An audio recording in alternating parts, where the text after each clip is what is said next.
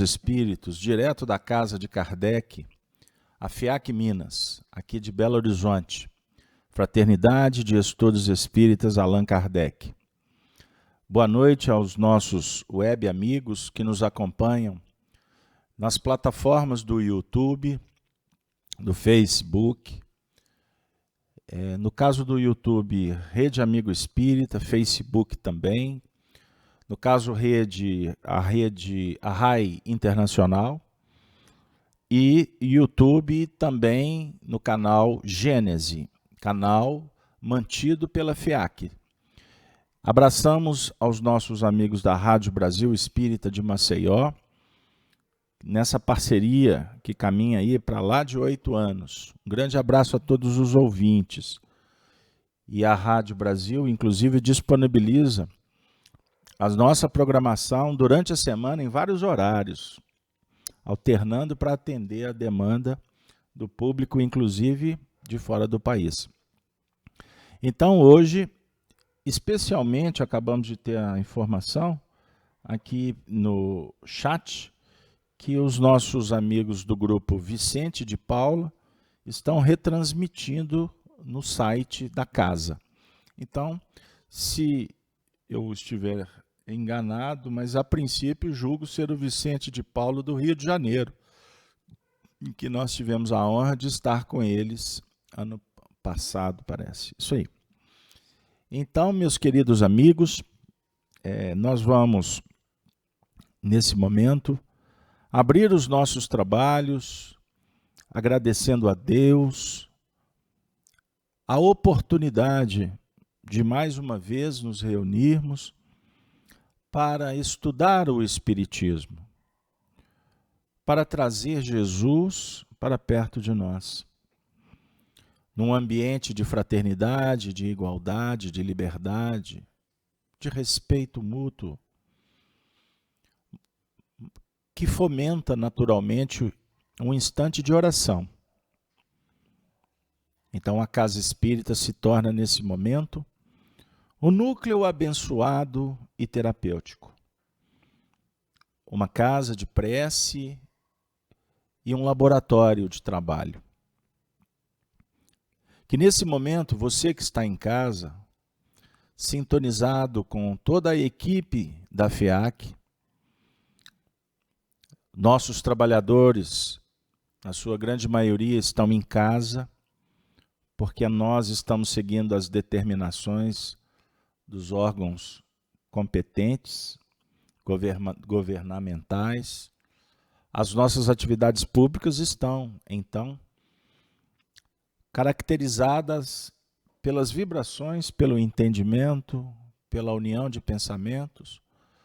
E nós viemos aqui para poder oferecer este momento. Por isso, em nome do nosso Senhor Jesus Cristo, Mestre, amigo, Senhor das nossas vidas, nós pedimos permissão para iniciar o estudo da noite e para que os trabalhos oficialmente sejam abertos, nós vamos pedir ao Júlio que faça a oração do Pai Nosso por nós.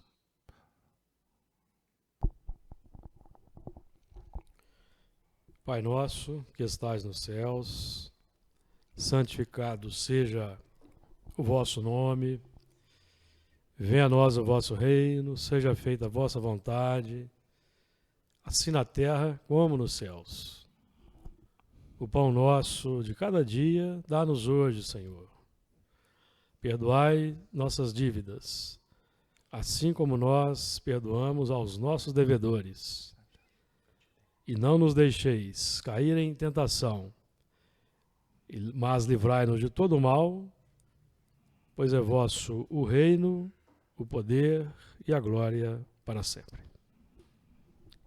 Que assim seja. Nós acabamos de ter informação que o Centro Espírita Vicente de Paulo é da cidade de Bauru, em São Paulo. Um grande abraço para os nossos queridos companheiros. Pois bem, boa noite, Júlio. Boa noite, Regina. Boa noite, Beto. Que a gente possa fazer um um diálogo em torno do tema. E você que está em casa, acompanhando as transmissões em nossos canais do YouTube, eu peço que você se inscreva nos 2 canais, Rede Amigo Espírita e no canal Gênese. E compartilhe o vídeo para nos ajudar, levando a mensagem para aqueles corações que, como nós outros, necessitamos da orientação. Então nós vamos trabalhar hoje o estudo do Livro dos Espíritos, que é a obra básica da doutrina, no tema esquecimento do passado, não é isso? Recordações do passado. Vamos lá. E vamos trabalhar a questão 393.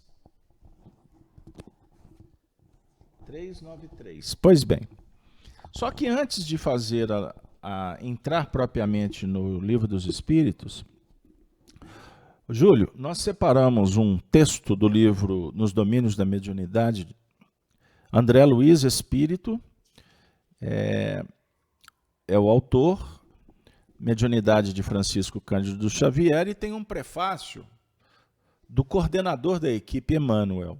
E ele diz assim, é um texto que tem muito a ver com o nosso momento histórico. O veículo carnal agora não é mais que um turbilhão eletrônico, regido pela consciência. Cada corpo tangível é um feixe de energia concentrada. A matéria é transformada em energia, e esta desaparece para dar lugar à matéria. Químicos e físicos, geômetras e matemáticos, erguidos à condição de investigadores da verdade, são hoje, sem o desejarem, sacerdotes do espírito. Porque, como consequência de seus porfiados estudos, o materialismo e o ateísmo serão compelidos a desaparecer por falta de matéria, a base que lhes assegura as especulações negativistas. Os laboratórios são templos em que a inteligência é concitada ao serviço de Deus. E ainda mesmo, quando a cerebração se perverte, transitoriamente subornada pela hegemonia política, geradora de guerras, o progresso da ciência, como conquista divina, permanece na exaltação do bem, rumo a glorioso porvir. O futuro pertence ao espírito. E meditando no amanhã da coletividade terrestre, a espiritualidade se organiza para fomentar o estudo em torno da mediunidade. Compreendendo a importância cada vez maior do intercâmbio espiritual entre as criaturas. Quanto mais avança na ascensão evolutiva, mais seguramente percebe o homem a inexistência da morte como cessação da vida. E agora, mais do que nunca, reconhece-se na posição de uma consciência retida entre forças e fluidos, provisoriamente aglutinados para fins educativos. Compreende pouco a pouco que o túmulo é porta à renovação, como berço é acesso à experiência, e observa que o seu estágio no planeta é uma viagem, com destino às estações do progresso maior. E, na grande romagem, todos somos instrumentos das forças, com as quais estamos em sintonia. Todos somos médiuns, dentro do campo mental que nos é próprio, associando-nos às energias edificantes, se o nosso pensamento flui na direção da vida superior, ou às forças perturbadoras e deprimentes, se ainda nos escravizamos às sombras da vida primitivista ou torturada. Cada criatura, amigo, você que está em casa, cada criatura com os sentimentos que lhe caracterizam a vida íntima, emite raios específicos e vive na onda espiritual com que se identifica. Semelhantes verdades não permanecerão semi-ocultas em nossos santuários de fé. Irradiar-se-ão dos templos da ciência como equações matemáticas. E enquanto variados aprendizes focalizam a mediunidade, estudando-a da terra para o céu,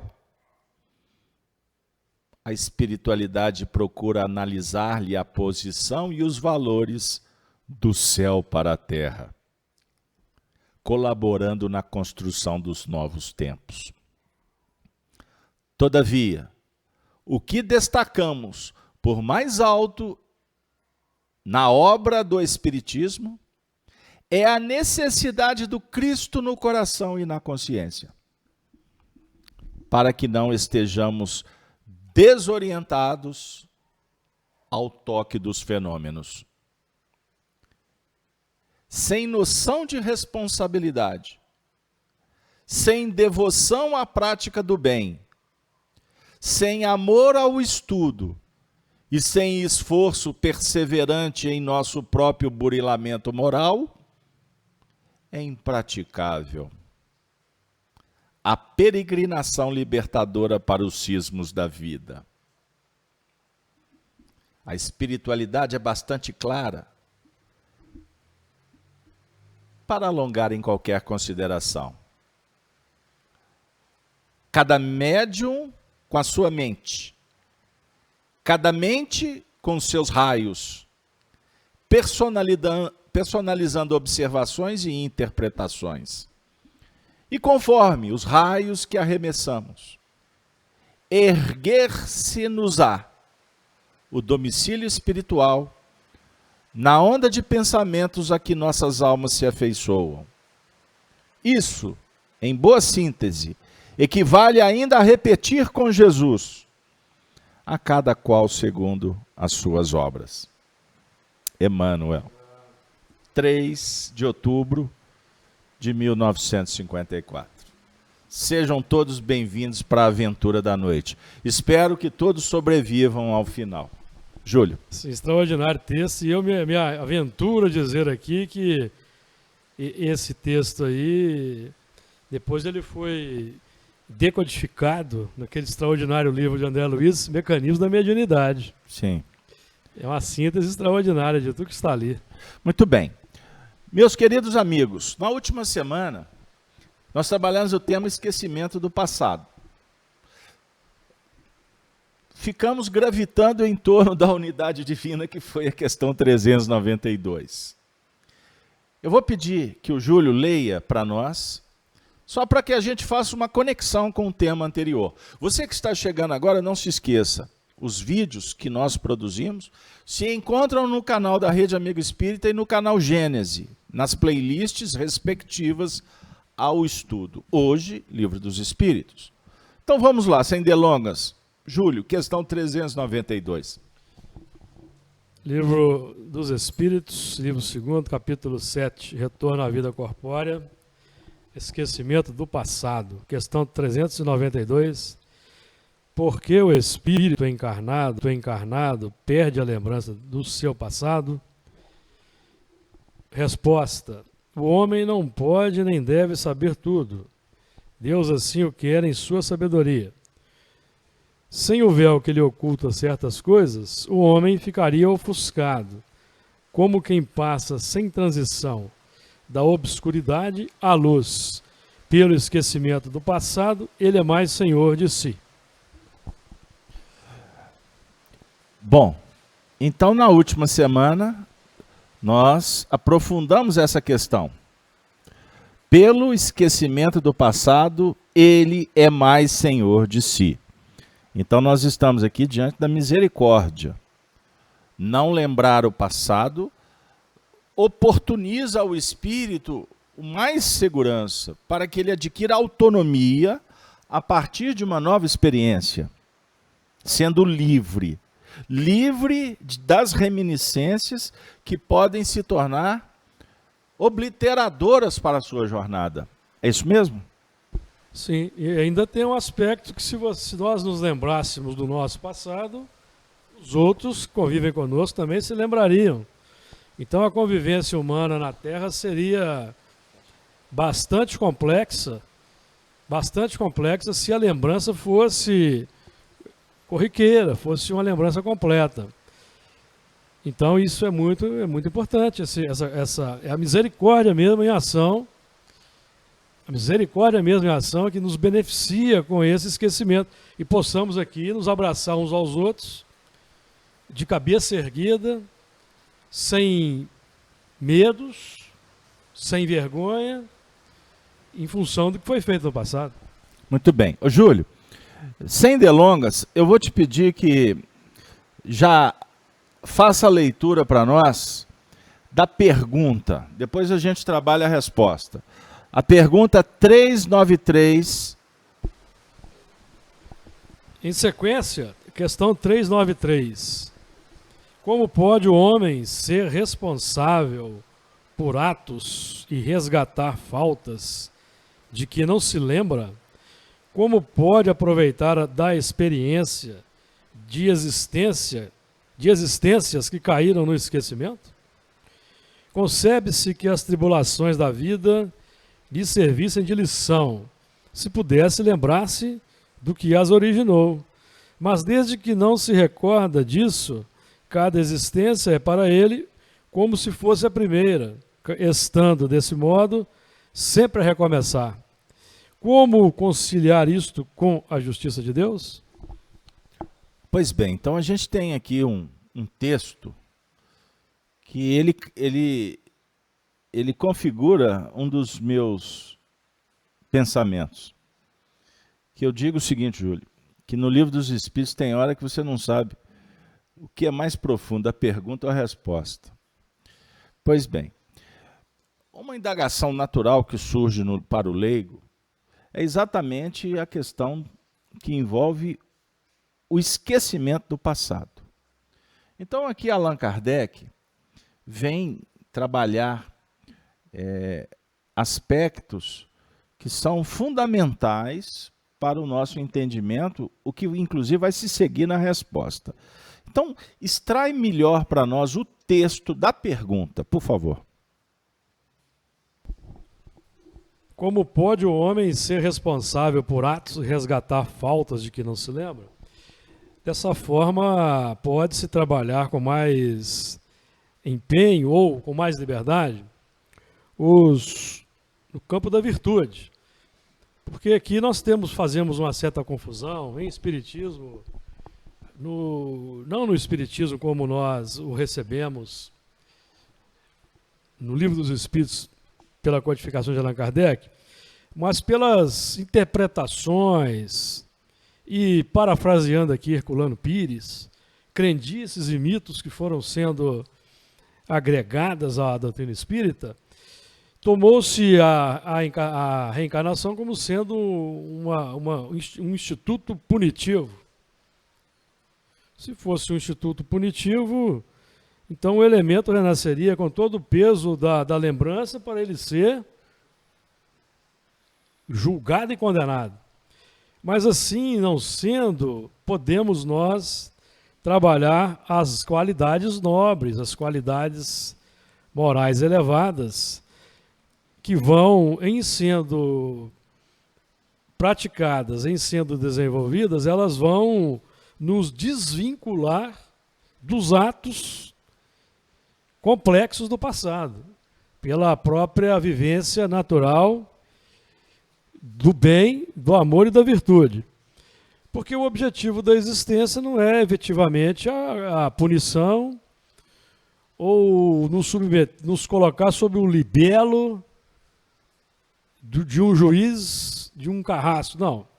É nos proporcionar a liberdade de ação, aquele ar puro que vai nos permitir trabalhar sem complexos de culpa, sem arrependimentos, novos valores. Como pode aproveitar da experiência de existência que caíram no esquecimento, nós temos hoje a ferramenta do Espiritismo. O Espiritismo como aquela alavanca que nos proporciona o conhecimento e o entendimento para que avancemos na senda do progresso. O Espiritismo vai nos chamar a atenção para a vivência do bem, para a transformação moral, o domínio das inclinações más, que são os desvios do caminho em torno da unidade divina. Então, nós vamos então operar com o conhecimento novo. Efetivamente, quando nós não queremos um conhecimento dessa natureza, nós vamos ser conduzidos pelas tendências, vamos ser conduzidos pelas ideias inatas, que vamos estudar aspectos no passado. Ou, tem um outro aspecto importante, aliás, eu me lembrei aqui de Emmanuel. Emmanuel tem uma fala sua no texto, de um dos textos de Fonte Viva, Caminho, Verdade e Vida, ou Vinha de Luz ao Pão Nosso, ele vai dizer mais ou menos assim, que é muito difícil um espírito, é muito difícil para o espírito encarnado fugir da lei que define que os filhos sempre imitarão os pais. Emmanuel tem essa frase. Por causa das tendências e por causa das influências, que são aspectos aí que permeiam.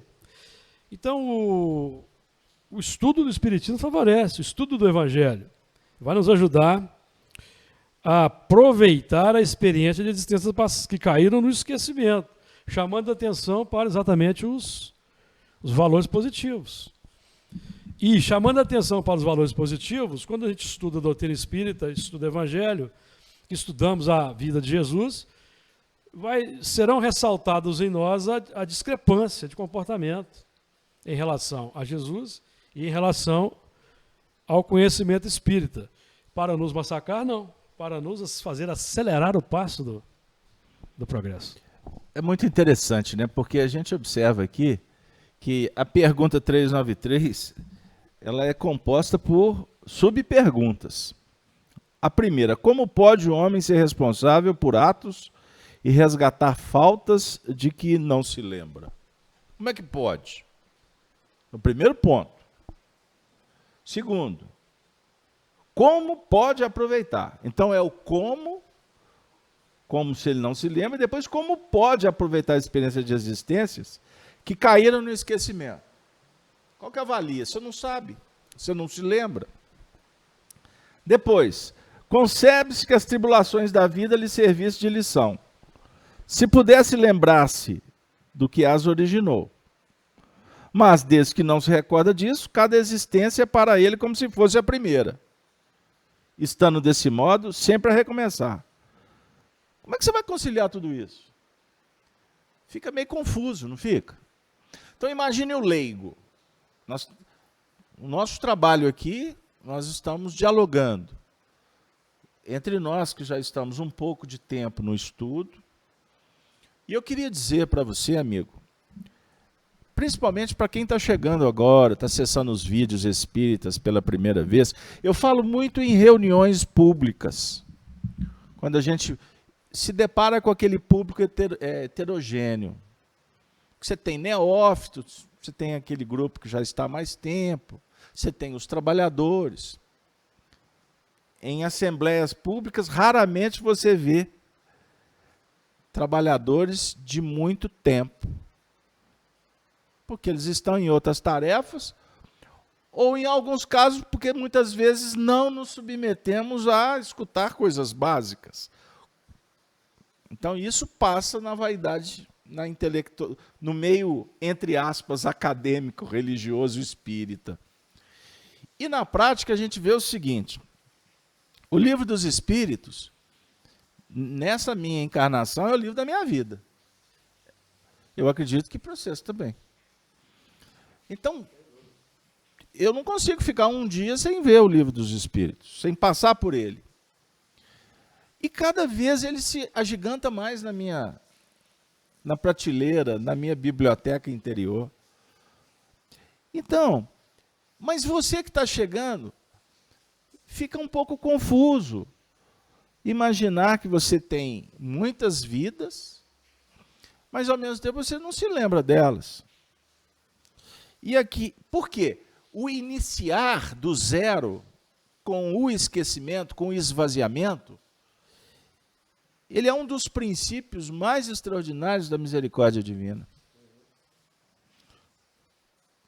Porque é dado a oportunidade.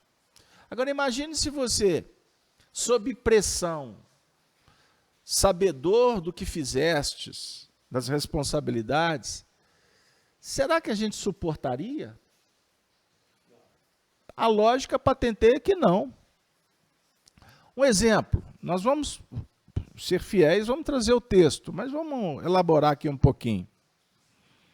Embora tenha algumas pessoas que mandam críticas, e quando a crítica é construtiva, você, amigo, pode ter certeza que a equipe aprecia. Mas quando é aqueles falatórios depreciativos, a gente nem gasta o tempo de observar. Porque é muito fácil você na internet digitar jogando pedra nos outros. Eu queria ver você levantar e fazer. E nós que levantamos e fazemos, que para alguns somos arrogantes ou vaidosos, nós estamos aqui batendo cabeça. Porque se o indivíduo tem uma certa facilidade na leitura ou na expressão, e ele possa estar com o microfone e a câmera, não significa que ele tem autoridade moral. Então, nós espíritas reconhecemos isso. Por isso é que alguns defendem que em espiritismo não tem professores. Somos todos alunos. Agora, nós que somos alunos há muito tempo, nós temos os nossos professores eleitos da nossa intimidade. Eu, na minha história, tive alguns. Dentre eles, Honório Onofre Abreu, que é uma pessoa que eu reverencio. Arnaldo Rocha é uma figura espetacular. E muitos amigos, que eu não vou ficar citando o nome, porque não vem ao caso, você nem os conhece, talvez. Mas, enfim, voltando, Júlio, é confuso. Eu pergunto a você que está em casa, você conhece o livro O que é o Espiritismo? O Principiante Espírita? São duas obras escritas por Allan Kardec, que não são divulgadas no nosso meio. É uma obra, para quem está chegando, extraordinária.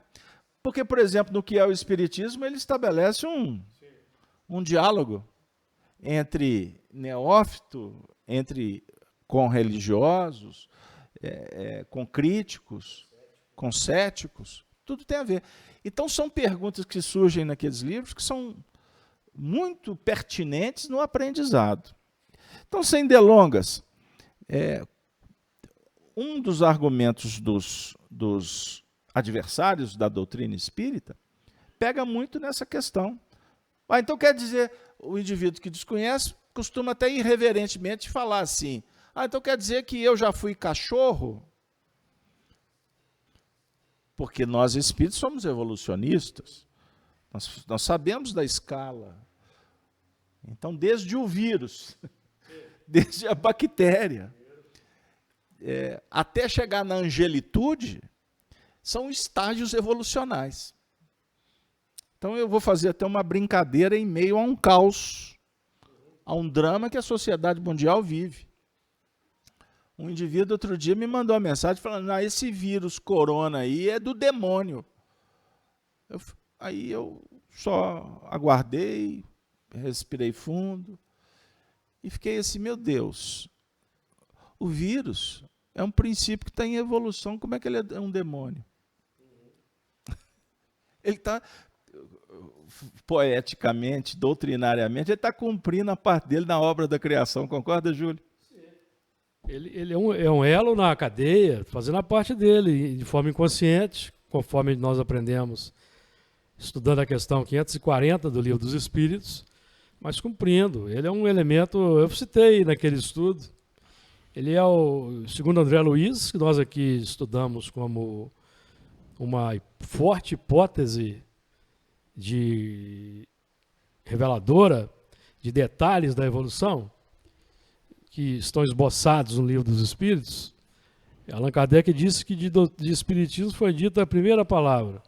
Então é preciso ir desenvolvendo o edifício.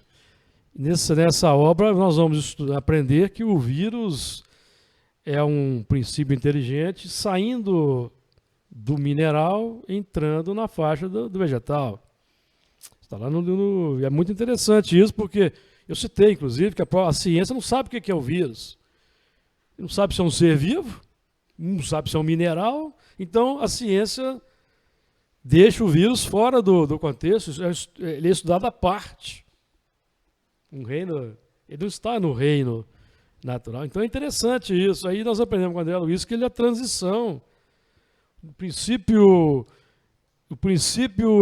inteligente, que já venceu aquela trajetória no átomo, amadureceu, então ele vai iniciar a sua trajetória no reino, no reino dos seres vivos. O vírus é a transição.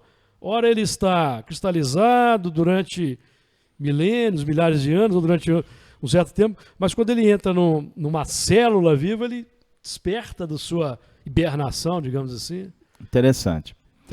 Pois bem, então, dando continuidade, então essa pergunta de, então o que vale se você não se lembra? Então, nós começamos a esboçar aqui o fenômeno das tendências, das virtudes, das imperfeições que nós trazemos, da inteligência que foi desenvolvida, a definir que a cada encarnação o que vale não é o lado pessoal. O espírito reencarna para despersonalizar-se. Ele vai começar uma vida nova. Ele vai receber um nome novo, um novo CPF, endereço, família, cultura. Não é? Pois bem. Então, vamos ler a resposta, porque ela é extraordinária para a gente. Então, concluindo, como conciliar isto com a justiça de Deus? Todas essas dúvidas. Resposta. A cada nova existência, o homem tem mais inteligência e pode distinguir melhor o bem do mal. Onde estaria o mérito se ele se lembrasse de todo o passado? Quando o espírito retorna à sua vida primitiva, que é a vida espiritual, toda a sua vida passada se desdobra diante dele. Vê as faltas que cometeu e que são a causa de seu sofrimento, bem como aquilo que poderia tê-lo impedido de cometê-las. Compreende que a posição em que se encontra é justa, e busca então uma existência em que possa reparar a que acaba de transcorrer. Escolhe provas semelhantes àquelas porque passou, ou as lutas que considere apropriadas ao seu adiantamento, e pede os espíritos que lhe são superiores que o ajudem na nova tarefa que porá em execução, porque sabe que o espírito que lhe será dado por guia nessa nova existência procurará levá-lo a reparar suas faltas, dando-lhe uma espécie de intuição das que ele cometeu. Essa mesma intuição vos chega pelo pensamento, pelo desejo criminoso que frequentemente vos assalta, e ao que resistis instintivamente, atribuindo vossa resistência, na maioria das vezes, aos princípios que recebestes de vossos pais, quando é a voz da consciência que vos fala. Essa voz é a lembrança do passado. vós que vos adverte para não recairde nas faltas que já cometestes. Se entrando em nova existência, o espírito sofre com coragem aquelas provas e resiste, e ele se eleva e ascende na hierarquia dos espíritos, ao voltar para o meio deles. Isso é um verdadeiro tratado de espiritismo, de evolução. Então, o texto começa a dizer: a cada nova existência o homem tem mais inteligência e pode distinguir melhor o bem do mal. Ou seja, no início de uma encarnação, ele já está numa condição melhor do que a anterior. Ele já está possibilitado a distinguir com mais clareza o bem e o mal. Por quê? Entre uma e outra existência existe a vida primitiva. Existe a experiência no mundo espiritual. Salvo os raros casos, porque também pode acontecer do espírito desencarnar e ser logo reconduzido à reencarnação, dependendo de como foi a vida e a desencarnação deste. Em situações precárias, doenças gravíssimas, sob o ponto de vista psíquico, ele pode sim ser trazido de volta. Imagine, vamos pegar aqui, não temos esse dado, mas vamos pegar por amostragem. Um espírito que dinamita o próprio corpo, um homem-bomba. Imagine a repercussão de uma desencarnação nesse nível. Desestrutura completa. Não é? Lesões gravíssimas. Repercussão no campo moral, que na verdade vai naturalmente repatriar ou redistribuir essas mazelas na estrutura psicossomática. Ou seja, perispírito e o próximo corpo físico. Aí a gente já pode trazer alguns elementos colhidos nas psicografias, nas mensagens mediúnicas.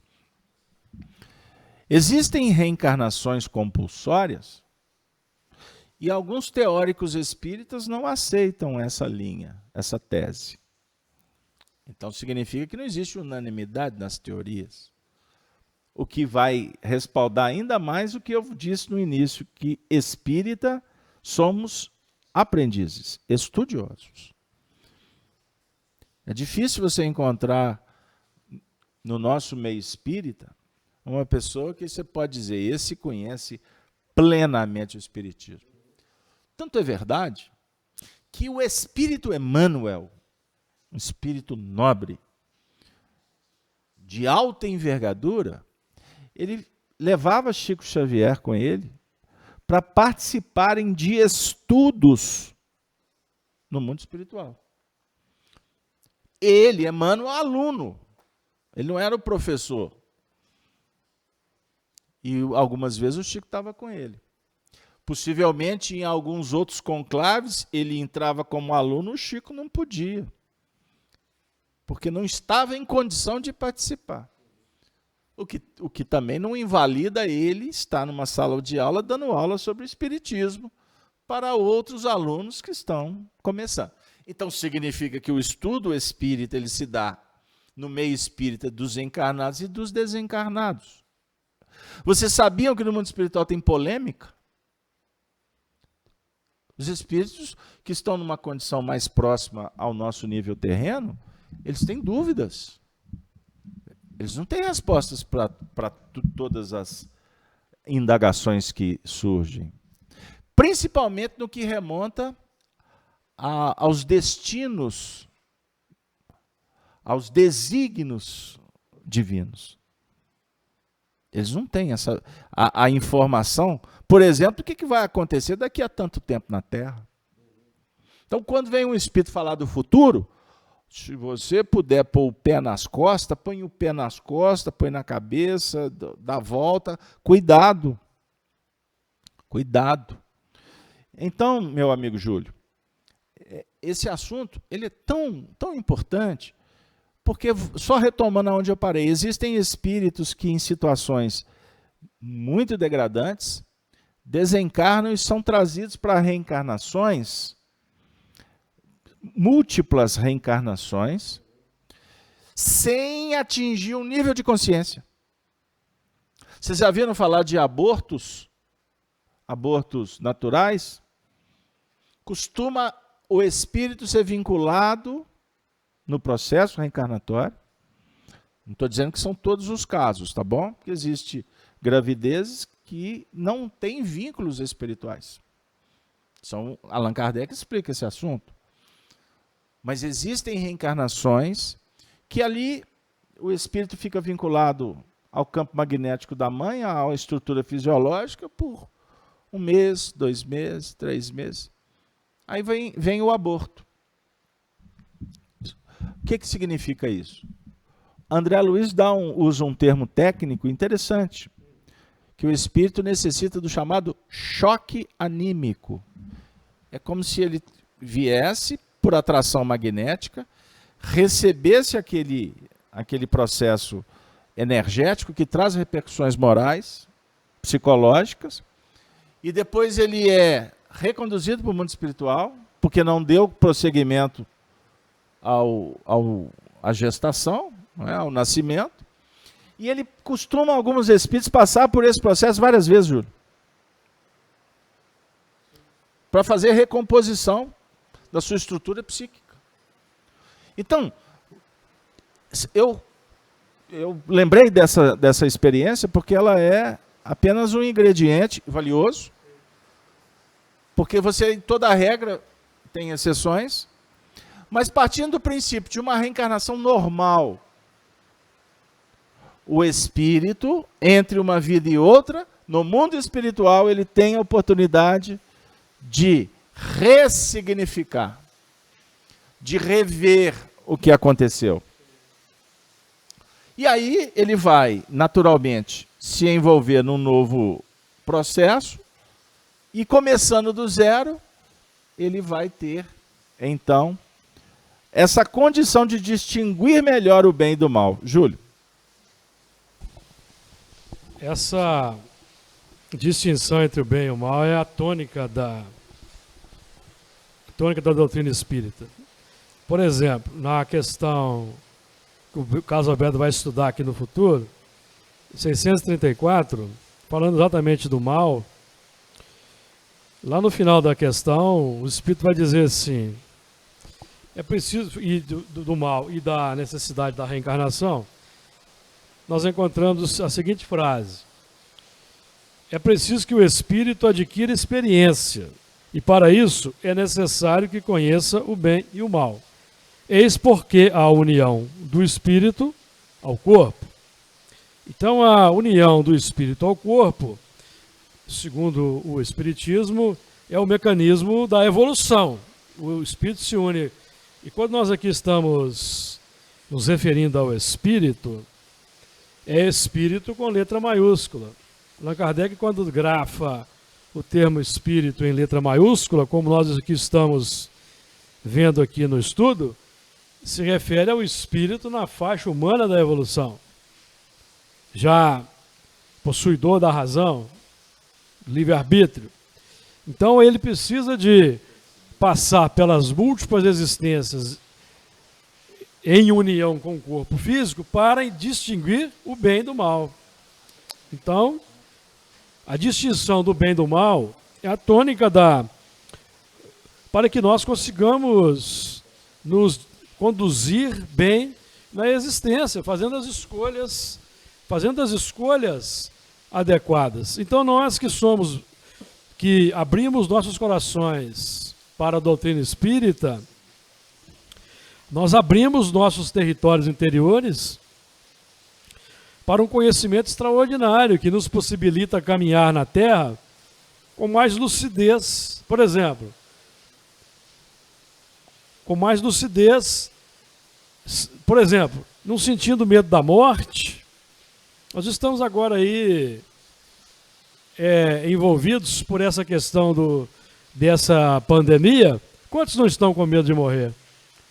Mas a doutrina espírita é um antídoto contra esse tipo de situação, porque nós antecipadamente conhecemos as condições da vida espiritual, nós temos a convicção e as provas da imortalidade da alma, então nós vamos pautando a nossa caminhada por uma diferenciação mais nítida entre o bem e o mal, que significa identificar na nossa intimidade o que é paixão, o que é viciação, que pode nos conduzir, que vai nos conduzir para uma situação difícil no mundo espiritual, inclusive desaguando nas reencarnações complexas que o Carlos Alberto se referiu aqui, e do que Allan Kardec trata, os espíritos tratam na questão 262A, e eu convido os irmãos a estudarem em casa essa questão.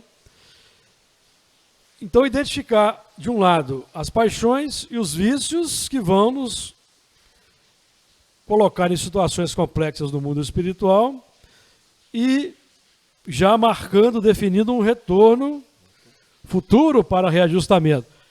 E também vão nos fazer identificar que as virtudes, as qualidades nobres, representam o bem. Então, a distinção entre o bem e o mal. Virtudes e vícios, de um lado, qualidades e paixões e vícios de um lado, virtudes e qualidades nobres do outro. Então nós vamos, estudando a doutrina espírita, somos incentivados, então, a operarmos na faixa da virtude, da qualidade nobre, o que naturalmente, meu amigo Carlos Alberto, vai nos desvinculando das paixões e dos vícios. De forma gradual, propositiva, positiva e misericordiosa. Aí a gente tem uma frase aqui. O espíritos que cometeu e que são a causa do seu sofrimento, bem como aquilo que poderia tê-lo impedido de cometê-las. Então significa que o objetivo é o espírito compreender a posição, a sua posição. Sob o ponto de vista filosófico, nós temos trabalhado sobre essa questão do autoconhecimento e fomentar a descoberta do que realmente tem a ver com a evolução de cada um. Isso não é uma tarefa simples. Mas à medida que você vai compreendendo o porquê, a destinação, as injunções do caminho, a importância de estar reencarnado, de ser humano, os valores que completam, que dão significado, sentido, o espírito naturalmente vai buscando se posicionar de uma forma mais lúcida, mais justa. E com isso, você naturalmente vai se envolver em reparar o seu modus operandi. André Luiz tem um pensamento que diz que 5 minutos de evangelho é suficiente para o indivíduo mudar de vida. 5 minutos de evangelho. Nós já temos elementos para mudar. Agora, é lógico que o mudar não significa que você vai se transformar completamente. É mudar o óculos, a lente.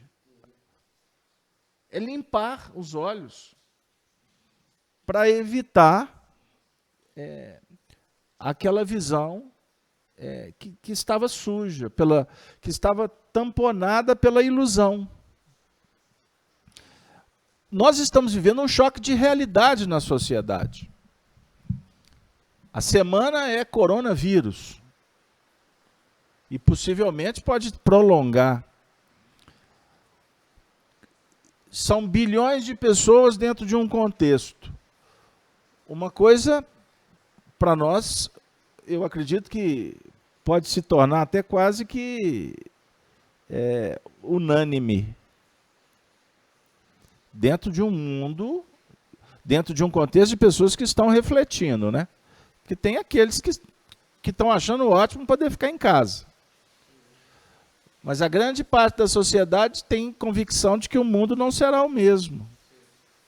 Não será o mesmo. Então, como nós trabalhamos aqui terça-feira, eu abordei algumas questões ontem nas cartas de Paulo também, porque o assunto é só esse, né? O mundo não será o mesmo. As pessoas estão dentro de casa. Ô, Júlio, não estava no script não, mas me ocorreu aqui de trazer. Eu recebi uma mensagem da nossa amiga Jutelma. Jutelma é lá de Sete Lagoas. Você conhece ela? A Jutelma me mandou um texto hoje que diz assim: hoje o mundo chora. Não sabemos se estamos diante de uma arma biológica, viajação. Não sabemos se a China arquitetou esse caos em benefício próprio, isso é uma idiotice. Ninguém sabe se é consequência da própria intervenção do homem na natureza, já tem um fundamento aqui para discutir. Alguns até dizem ser punição de Deus, é o ignorante. E o religioso ortodoxo vai falar assim: coloca uma cruz, acende uma vela, para que você fique protegido do Satanás, ou da ira divina. Até isso rola por aí. Mas o que importa? Outros falam sobre teoria da conspiração. Né? Umas são otimistas, outras não.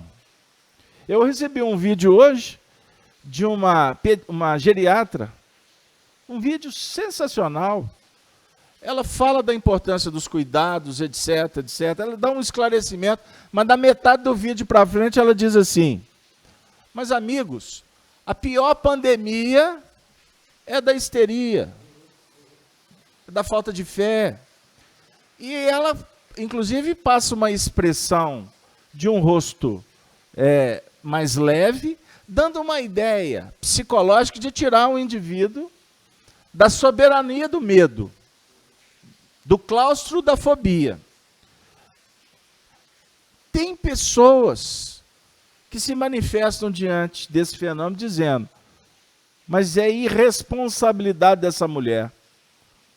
Ou seja, o indivíduo está chafurdado na onda trevosa do pânico, e qualquer movimento que tente retirá-lo daquele painel, ele rechaça.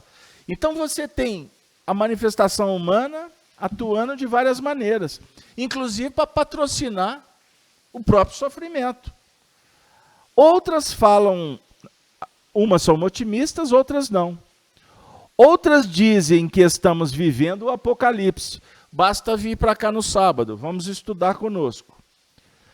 Aí termina dizendo assim, Júlio: há todavia uma verdade incontestável. O mundo parou. E eu vou brincar dizendo: e o Raul fez a previsão, o dia em que a Terra parou. Mas o mundo parou. Independente das diferentes formas de pensamento. E este God's Break veio em tempo oportuno. A humanidade está desenfreadamente enlouquecida? Tem razão. O homem não tem tempo para refletir sobre si mesmo, sem olhar para o outro. Não tem tempo para amar sua família. Também o texto tem razão. Essa oportunidade é para colocarmos a própria vida em ordem. Vocês concordam? Rever conceitos, valores e ressignificar a nossa própria existência. Este silêncio oportuno é curativo. Também concordo. As ruas estão ficando vazias. as estradas, os bares, os templos, as escolas, as universidades, os aeroportos estão parando. E há certamente, para quem está atento, um silêncio no céu. Algo profundamente espiritual está acontecendo e poucos conseguem perceber. Este é o silêncio de reverência. Deus está falando. Ele nunca parou de falar. Deus conversa com o homem pelo homem, pela natureza. Mas no momento de silêncio ele fala assim. Ou seja, nós é que passamos a ouvi-lo. A dor fala, a dor dialoga. É tempo de endireitarmos as nossas veredas. Muitos estão morrendo pelo Covid-19, mas outros vírus muito piores, matando milhares de pessoas todos os dias. A fome, a injustiça, a ambição, a omissão. Que cada um possa fazer do caos deste momento uma reflexão dos seus atos e de sua vida. Aí vem uma atitude aqui que não vem ao caso, porque não tem a ver com o nosso contexto. O mundo nunca será o mesmo. Apocalipse 8:1, né? Na abertura do 7º selo, haverá um silêncio de meia hora. Fez-se um silêncio de meia hora no céu. Será que nós não estamos vendo o 7º selo, o 7º milênio, regeneração? É o processo da transição. Porque foi mencionado aí o silêncio do céu, eu me lembrei do... Muito bem lembrado. Apocalipse 8:1. Muito bem lembrado. O silêncio no céu é aquela... Nós trabalhamos esse texto do Apocalipse. Trabalhamos. O silêncio no céu é aquela sensação de ausência do barulho, da comunicação, da presença, do movimento. Você tem acompanhado os efeitos positivos no planeta da parada do coronavírus? Enumera rapidinho. Por exemplo, lá em Veneza, as águas de Veneza, a sujeira decantou, elas ficaram transparentes, pareceram botos em Veneza. A poluição diminuiu. Lá na Itália, os javalis estão passeando na cidade com seus filhotes assim, por causa da quarentena. Então a natureza está tendo um alívio, um respiro da pressão. Eu vi uma foto aérea da Itália, sem poluição. Do norte da Itália. Norte da Itália é o centro nervoso da Itália, digamos assim. Então a poluição da China também. Ou seja, o planeta está sendo beneficiado. Por exemplo, quantas árvores deixaram de ser abatidas, estão deixando de ser abatidas nesse momento? Dá o que pensar. Quantos animais silvestres deixaram de ser abatidos? Então a natureza agradece. Quem sabe, o Carlos Alberto falou uma verdade, o planeta vai ser diferente, o homem vai ser diferente. Queira Deus que sim, que o homem saia disso mais humano. Um pouco mais humano. O objetivo da reencarnação, esse é o ponto filosófico que a gente tem batido. Da reencarnação. O homem ser humano. Porque Emmanuel destaca que Jesus veio à Terra para chamar a atenção para a bondade humana. Bondade humana. Você sabe que essa foi a luta do presbítero Ário, que ele foi abatido, né? Não. O presbítero, que não cabe. Presbítero Ário foi retirado do contexto pelos diácones que queriam que Jesus se tornasse Deus. Isso virou um dogma.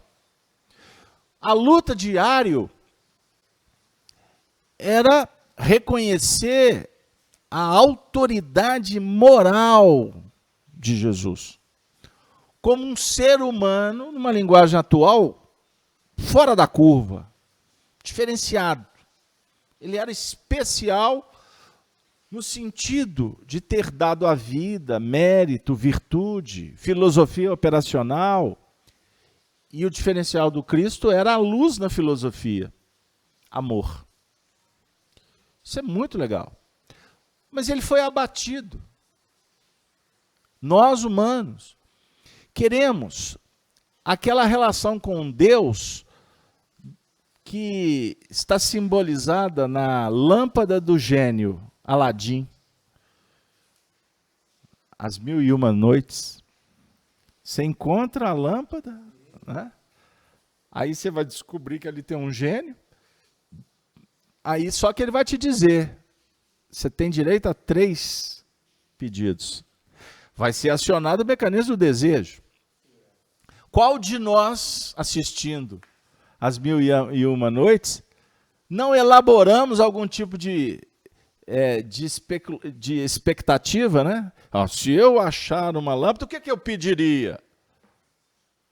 Hoje, a Mega Sena da virada, por exemplo, seria uma... Já era suficiente, não era? Primeiro pedido.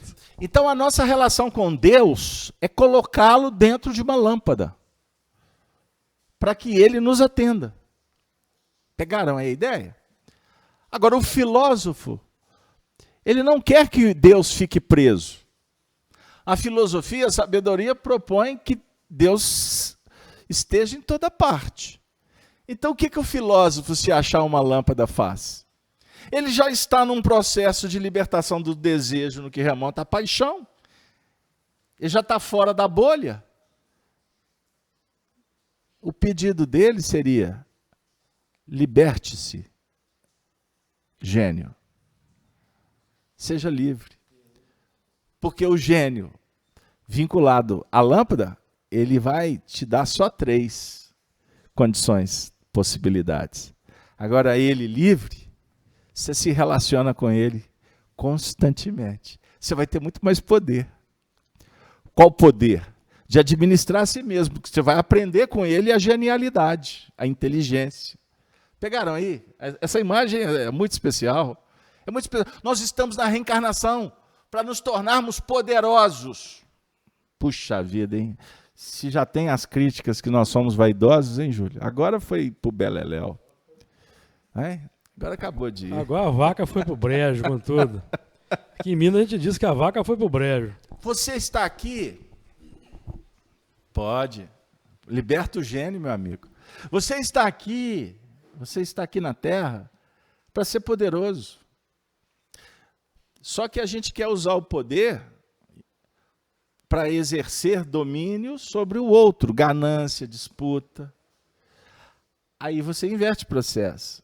O poder é para ser utilizado em domar a si mesmo e transformar a si mesmo no estoicismo operacional da vida, como a cidade ideal, Roma, se pautava na operação e, ao mesmo tempo, na república, da família, das bases, das virtudes. Esse é o projeto Roma, hein, Júlio? Acabamos indo para Roma de novo, hein? Então, à medida em que o espírito na Terra vai adquirindo conhecimento, ele naturalmente vai percebendo que o sofrimento, ele é inerente. O sofrimento é inerente às escolhas que nos tiram do foco da evolução, que ampliam as paixões, não é mesmo? Então, Deus, a providência divina, vai nos dando oportunidades. Observem bem, nós viemos para cá, fizemos um esforço, pessoas sintonizadas na internet conosco, de repente cai uma tempestade, cai a conexão. Muitos foram embora. Que pena, travou e etc. Nós estamos aqui fazendo um trabalho independente. A internet voltou.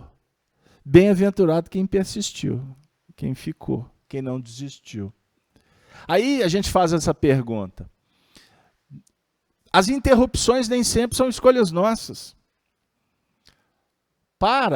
Que eu quero descer. Olha, o dia em que a Terra parou, o coronavírus, quarentena, todo esse cuidado que todo mundo está sendo obrigado a ter, ele tem um efeito psicológico no momento crucial da nossa encarnação, que pode terminar daqui a alguns meses, porque se eu for infectado e o meu organismo não suportar, eu vou desencarnar. Mas qual é a minha tranquilidade? Que eu vou desencarnar no front, como disse o Júlio aqui terça-feira. É lógico que nós viemos aqui com todo cuidado, dispensamos toda a equipe, o pessoal está em casa, nós convocamos, está todo mundo sintonizado, na mesma corrente. Porque espíritos estão sendo atendidos aqui e em casa. Mas eu fico muito mais tranquilo, desencarnando, dando o meu singelo, insignificante contributo na obra da criação em plano menor, do que ficar simplesmente em pânico em casa, sem me preparar para o que vem depois. E até sem apelação, não é o que vem depois. É verificar o símbolo da parada. Porque a parada é para que você mergulhe dentro de você mesmo. Para que você coloque suas tarefas em dia. E você sabe qual que é a tarefa em dia? Não é só organizar o apocalipse, não. É dialogar com o filho. É bater um papo com a esposa. E até reclamar, porque também nós reclamamos, que ficar dentro de casa a esposa dá serviço para a gente o tempo todo. Já que nós estamos de quarentena, aproveita, tem o prego ali, o parafuso aqui, pinta ali, faz aquilo. E manda quem pode, obedece quem tem juízo. Você que está em casa achando que a gente só está aqui a vir as flores, admirar o... Enfim, não é só isso. Nós estamos aqui em busca de compreender a posição que nós nos encontramos e se ela é justa ou não. O Espírito escolhe provas semelhantes àquelas porque passou, ou as lutas que considere apropriadas ao seu adiantamento, e pede a espíritos que lhes são superiores que o ajudem na nova tarefa. Opa, aqui tem um ingrediente. Vamos voltar um tiquinho? Lá na vida primitiva, na vida espiritual, primitiva não é porque é atrasada, é de primeira, é de base. Lá na vida espiritual, você, web amigo, você, minha querida amiga, tem uma que é uma menininha que está assistindo. Você, antes de chegar aqui, você planejou. Você sentou com sua mamãe, com seu papai, seus irmãos. Hashtag, como é que os meninos falam agora? Fechado? Está fechado comigo? Aí todo mundo, estamos juntos, não é assim que fala? Junto e misturado, vamos embora. Então agora é a hora de pôr em prática o que foi comprometido. Então nós pedimos ajuda dos mentores, porque somos tutelados. Existe hierarquia no mundo espiritual. E estes espíritos disseram assim, pode ir que a gente está te vendo. E vamos estar junto também. Então aqui tem uma relação. Vocês que reencarnaram, nossas famílias, mas com proteção espiritual. Que não são espíritos que vão tirar de você a caneta, a ferramenta, a responsabilidade. Não, ela é sua. Mas eles estarão conosco, nos apoiando, nos inspirando. Regina, você está querendo falar alguma coisa aí do chat?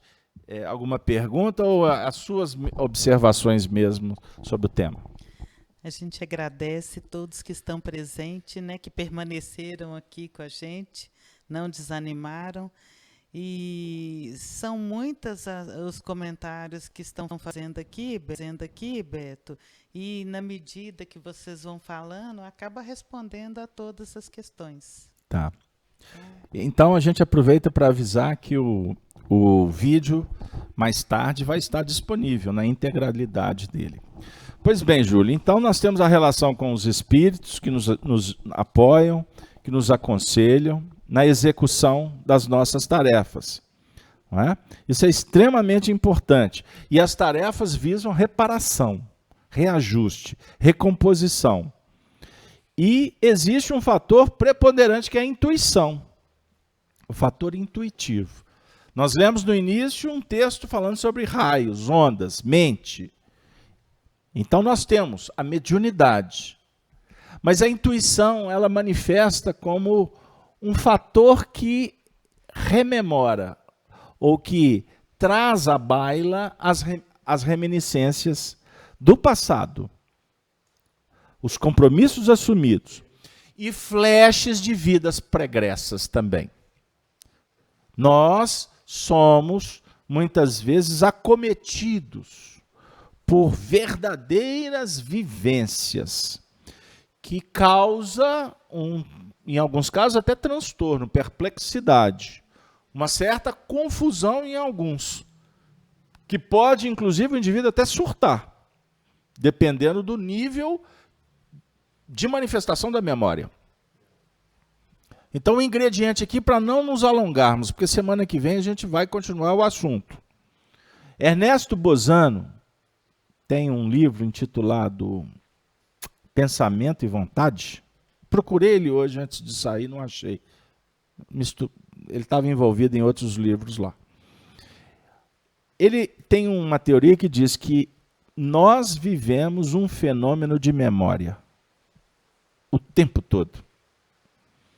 Memória pregressa, inclusive memória futura. Mas aí é papo Hermínio Miranda e é outro dia. Então, o tempo todo nós estamos lidando com memória. Um cheiro, um som, um toque, um ambiente, uma viagem, um sonho,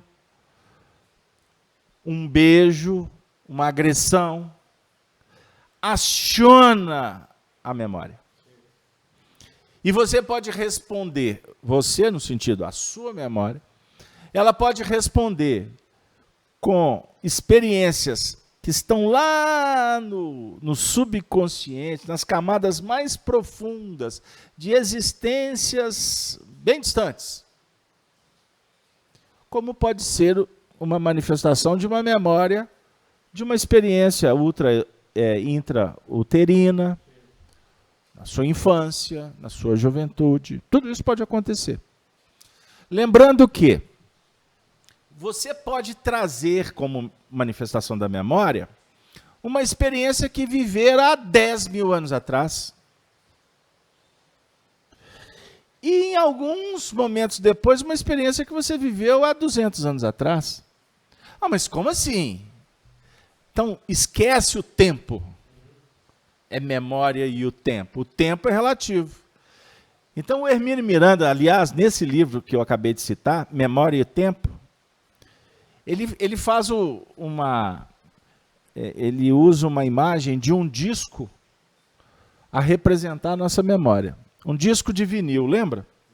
Você tem a agulha que fica transitando entre as faixas.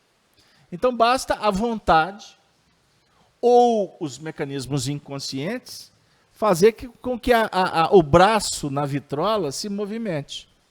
Então, não importa se está numa camada subcrostal da sua mente, ou se está num subconsciente mais próximo em termos de vivência. Isto, inclusive, explica por que determinados ciclos da vida do indivíduo, ele muda radicalmente o comportamento. Porque ele pode, ao entrar, um exemplo, ele está vivendo a faixa entre 20 e 30 anos. Aí ele vai virar para entrar numa outra etapa. Numa vida pregressa, ele teve uma experiência muito marcante quando ele atingiu esse período.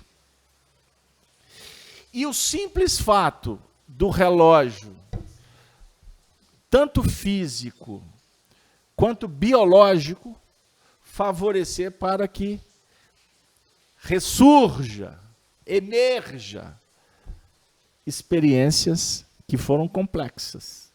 Aí você vai entender, entre aspas, ou justificar, por que o indivíduo mudou de uma forma tão radical. Pode ser favorecido, inclusive, pelo fator mediúnico. Né, Júlio? Porque o médium, por exemplo, o médium que está em tarefa, como ele vai se tornar instrumento para tratar de entidades espirituais, através das conexões psíquicas em atividades terapêuticas que nós empreendemos na casa espírita, Então o médium vive isso constantemente. É um verdadeiro Deus nos acuda. Uma semana ele está eufórico, a outra ele está mais assim. Tem uma época assim de muita viajação na maionese. Tem outras que é uma introspecção total. Né, Júlio? Você sabe o que é isso, né? E os dirigentes para acompanhar os médiuns também um Deus nos acuda. Porque você tem que ter muito discernimento. O médium precisa de muito estudo, como o Emmanuel falou aqui para nós na introdução, de muito esforço, de muita dedicação. Porque ao contato com determinadas entidades espirituais, faz com que o psiquismo do médium abra portas para vivências pregressas. Quer falar, Júlio? Sim, sem dúvida. Isso acontece em reuniões mediúnicas sérias, isso acontece e nós vamos tendo essas vivências aí.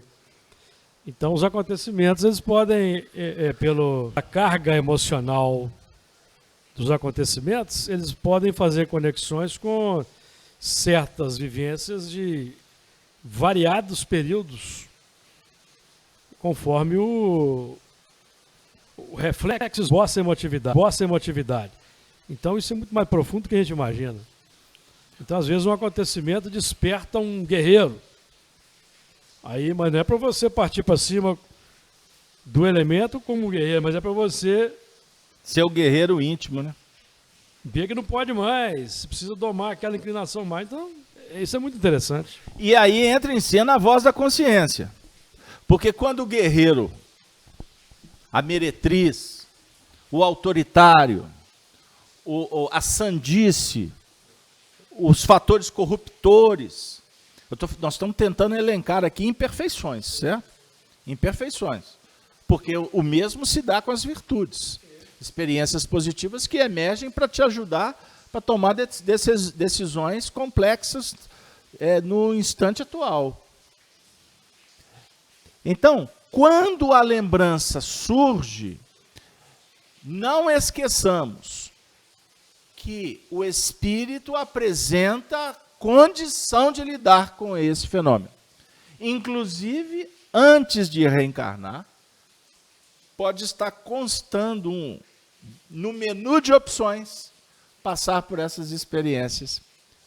Agora, lá no mundo espiritual, quanto mais conhecimento tem o espírito, mais ele vai se comprometer a mergulhar no passado.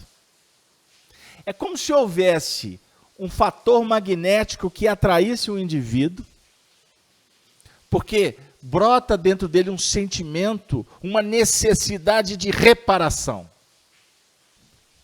Aí ele pode ser auxiliado pelos espíritos, através de hipnotismo, né, do magnetismo, que ele faça uma revivescência, para que ele relembre experiências que podem, inclusive, ajudá-lo na preparação de futuras reencarnações. Nas obras de André Luiz, nós vamos encontrar muitos casos dos mentores, né? Calderaro, o Sânzio. Memória de um Suicida também tem casos assim, muito interessantes. De repente se apresenta um benfeitor que é um coordenador.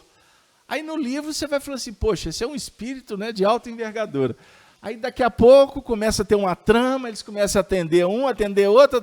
Lá num determinado momento do livro vai se descobrir que o mentor espiritual ali é comprometido com o desenvolvimento de todo aquele agrupamento. No sentido que ele, de alguma sorte, se comprometeu com aqueles espíritos.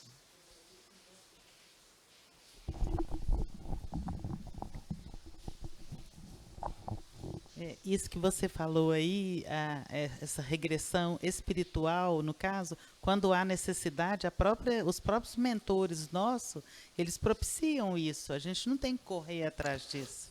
Sim, sem dúvida. A gente tem que tomar muito cuidado com esse assunto, embora também devemos nos curvar à capacitação dos profissionais da área, que estão, com o passar do tempo, favorecidos pela ciência e pelos surtos coletivos, pelas demandas gravíssimas que estão pululando para todo lado. Então, o indivíduo lá no consultório ele tem que se virar. Ele pode até não ser um especialista, mas a vida pode começar a indicar para ele que é necessário que ele estabeleça uma especialização. Agora, sob o ponto de vista da ciência, é lógico que ele tem que ter um respaldo da própria ciência. Ele tem que ter uma autorização para fazer um trabalho desse. E sob o ponto de vista espiritual, é fundamental que o terapeuta tenha bases morais para fazê-lo. E não apenas utilizando do paciente dentro de um plano de laboratório para ele atender a vaidade ou os interesses imediatistas. O assunto é muito complexo. Então, o indivíduo muitas vezes nos procura perguntando qual é a nossa opinião sobre se ele deve ou não fazer a regressão de memória. A gente costuma fazer uma pergunta muito simples. Por quê? Para quê? Qual o objetivo? Eu quero descobrir quem que eu fui. Eu falei assim, pula fora. Não vai, não. Aí a gente pode até dizer. Não, eu estou sendo convidado pelo meu terapeuta. Opa, é uma pessoa da sua confiança? É um profissional reconhecido? Você já pesquisou? Ele tem credenciais ou é um aventureiro? Se ele tem, está te orientando, ele sente, coloque a sua consciência para funcionar. Não é? Se você vai se render ou não. Porque aí, em debater com um profissional reconhecido da área, nós é que estaremos desautorizados, porque eu não tenho essa prerrogativa para entrar no mérito. Agora, sob o ponto de vista moral, que é o que nós estamos estudando aqui, longe de termos dignidade, o cuidado, ele é uma nota bem característica deste assunto. Porque você pode entrar num terreno e ter problemas para sair dele. Não é isso, Júlio? Como? E como? Isso aí é complexo mesmo. Porque, na verdade, o espírito passa pelas provações na Terra para desenvolver a coragem e resistir às injunções, às dificuldades que ele traz e às influências do meio. Só assim os espíritos vão ascender na hierarquia dos espíritos. Os espíritos com E maiúsculo, né? E está no meio daqueles que já estão numa condição superior. Júlio, o tempo passou numa velocidade. O tempo voa. O tempo vai, o tempo voa. Vamos fazer as considerações finais, Júlio? A palavra é sua. Vamos lá.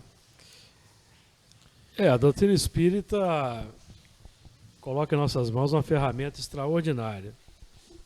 Nós, pelo conhecimento que nós vamos aprofundando em termos de doutrina espírita, nós vamos conhecendo nossas qualidades, nossas tendências, nossas propensões, e temos a oportunidade de reencaminhá-las, aquelas propensões complexas, darmos novo direcionamento, porque elas na base, elas têm virtudes na base, elas estão mal direcionadas, e ao mesmo tempo que a doutrina espírita aí nos faz identificar as propensões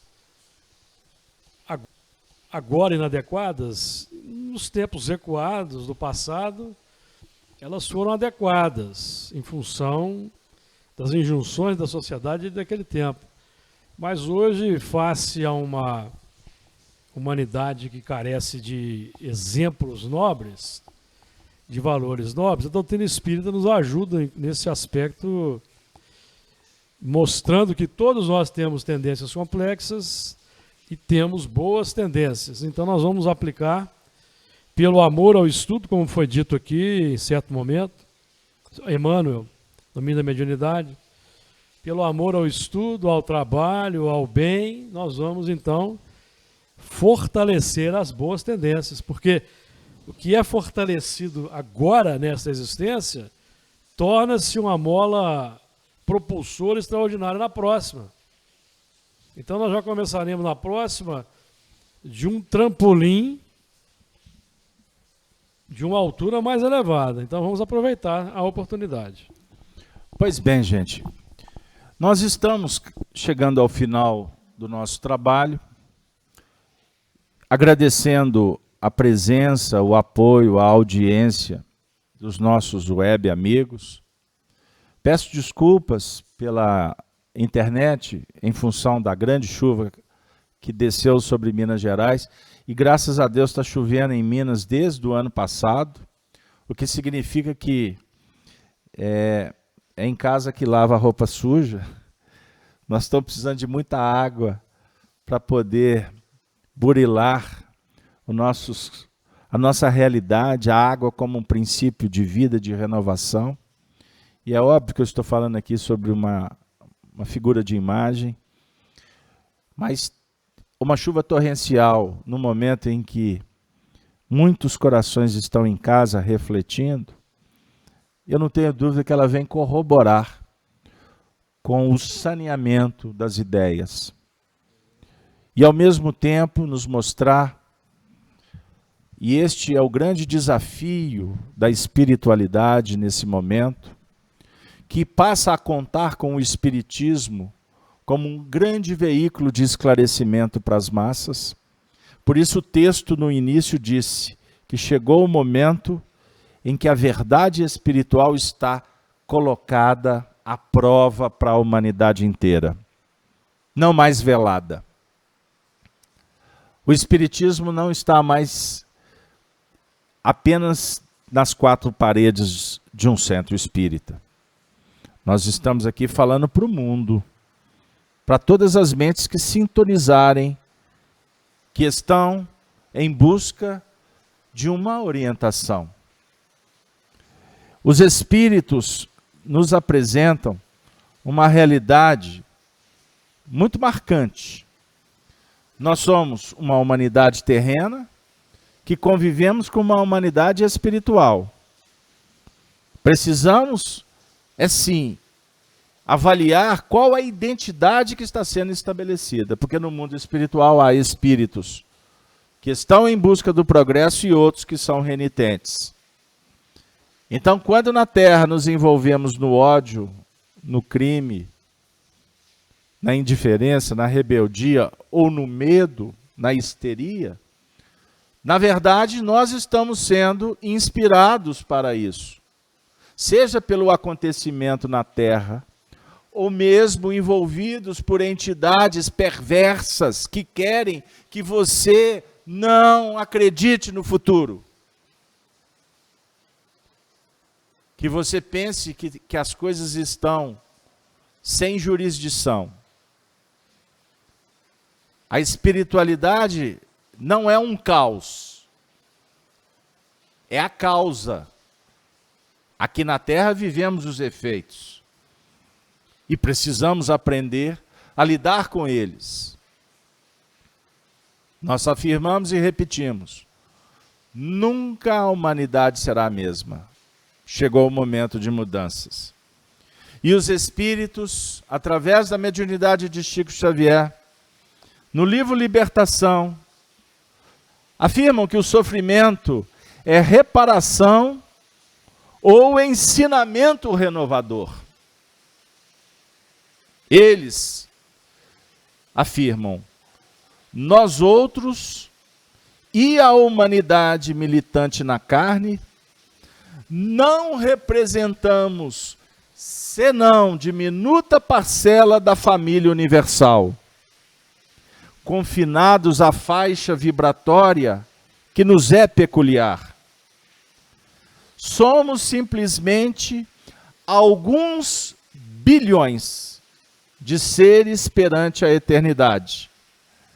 E estejamos convencidos de que, se o diamante é lapidado pelo diamante, o mal só pode ser corrigido pelo mal.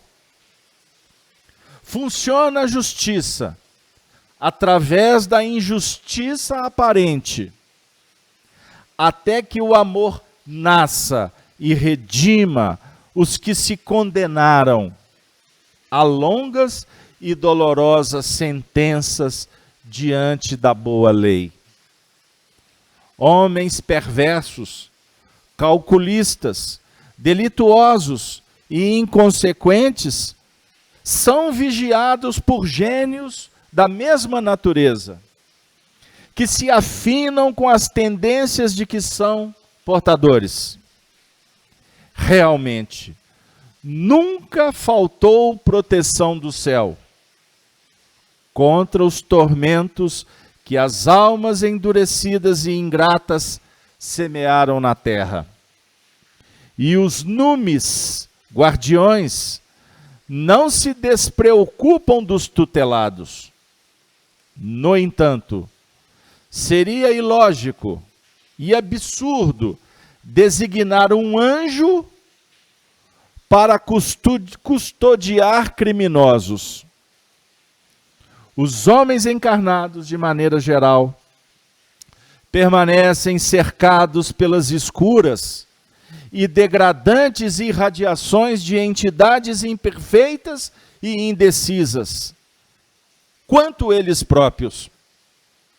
Criaturas que lhes são invisíveis ao olhar, mas que lhes partilham a residência. Em razão disso, o planeta, por enquanto, ainda não passa de vasto crivo de aprimoramento, ao qual somente os indivíduos excepcionalmente aperfeiçoados pelo próprio esforço conseguem escapar na direção das esferas sublimes. Considerando semelhante situação, o Mestre Divino exclamou perante o juiz em Jerusalém: por agora, o meu reino não é daqui.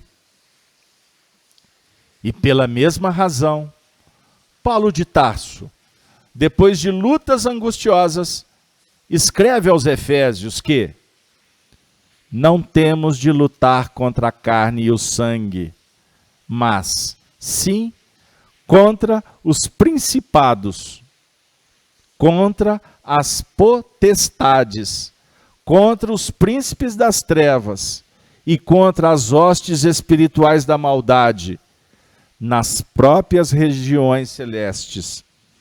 Além disso, pois, do reino humano, o império imenso das inteligências desencarnadas participa de contínuo no julgamento da humanidade. E entendendo a nossa condição de trabalhadores incompletos, detentores de velhas dificuldades e terríveis inibições, na ordem do aprimoramento iluminativo, cabe-nos preparar os recursos de auxílio, reconhecendo que a obra redentora é o trabalho educativo por excelência. O sacrifício do Mestre representou o fermento divino, levedando toda a massa. É por isto que Jesus, acima de tudo, é o doador da sublimação para a vida imperecível. Absteve-se de manejar as paixões da turba, visto reconhecer que a verdadeira obra salvacionista permanece radicada ao coração, e distanciou-se dos decretos políticos, não obstante reverenciá-los com inequívoco respeito à autoridade constituída, por não ignorar que o serviço do reino celeste não depende de compromissos exteriores, mas do individualismo afeiçoado à boa vontade e ao espírito de renúncia em benefício dos semelhantes. Sem nosso esforço pessoal no bem, a obra regenerativa será adiada indefinidamente, compreendendo-se por precioso e indispensável nosso concurso fraterno para que os irmãos nossos, provisoriamente impermeáveis no mal, se convertam aos desígnios divinos, aprendendo a utilizar os poderes da luz potencial de que são detentores. Somente o amor sentido, crido e vivido por nós provocará a eclosão dos raios de amor em nossos semelhantes, sem polarizar as energias da alma na direção divina, ajustando-lhes o magnetismo ao centro do universo. Todo o programa de redenção é um conjunto de palavras pecando pela improbabilidade flagrante. O ministro sorriu para nós expressivamente e concluiu: terei sido bastante claro? Transbordava de todos os rostos o desejo de ouvi-lo por mais tempo. No entanto, Flacos, aureolado de luz, desceu da tribuna e pôs-se a conversar familiarmente conosco. A preleção fora encerrada. As considerações ouvidas despertavam o máximo de interesse. No entanto, era preciso aguardar nova oportunidade para mais amplos esclarecimentos. André Luiz, libertação. Que Deus nos conceda novas oportunidades para novos esclarecimentos. Que rendamos a magnitude do Senhor, reverenciando sempre o amor, que é a força capaz de mudar o mundo. Não é um vírus,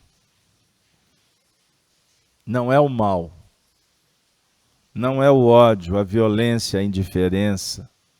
Não é isso que vai mudar o mundo. A luz que é o intermediário entre o Filho e o Pai, que disponibiliza a natureza para ser admirada e nos sentirmos integralizados na obra do bem.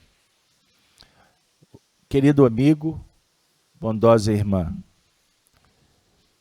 que Jesus e a falange do bem, os espíritos bondosos, estejam no seu lar, no seu coração. E que nesses dias de tempestades, possamos recordar que dias melhores estão a caminho. E vai ser para melhor mesmo. Porque nós já estamos melhores. Aproveite esses dias. Valorize a sua família. Valorize os teus bens mais preciosos. Valorize os amigos. Valorize o dom de viver. Porque a vida é uma gota que se dá num segundo. Por isso é necessário viver e não ter a vergonha de ser feliz. E cantar, e cantar, e cantar a beleza de ser um eterno aprendiz. Tenha uma boa noite na paz do Senhor. Muito obrigado, Júlio, Regina, aos amigos da equipe que abriram mão do seu conforto, dos seus cuidados necessários para estar aqui e levar essa singela oferta para você. E aí nós terminamos pedindo que você se inscreva, compartilhe, apoie o nosso projeto. E vamos, com coragem e determinação, ampliar a rede do bem. E que Allan Kardec e Amélie Baudet, os patronos desta causa e desta casa, continue cuidando destes filhos complicados que somos nós outros. Ave Cristo, boa noite para todos. Até a próxima oportunidade. Amanhã, Chico Live Xavier. Sábado, o Apocalipse. E eu prometo, sábado à tarde, como o povo está em casa, nós vamos fazer uma live à tarde com o material que nós produzimos no ano de 2010 na Fazenda Modelo, comemorando o centenário de Chico Xavier. São 2 horas de muitas histórias que a equipe nossa da FIAC produziu e eu vou disponibilizar para você que está inserido no nosso trabalho. Valeu, boa noite para todos.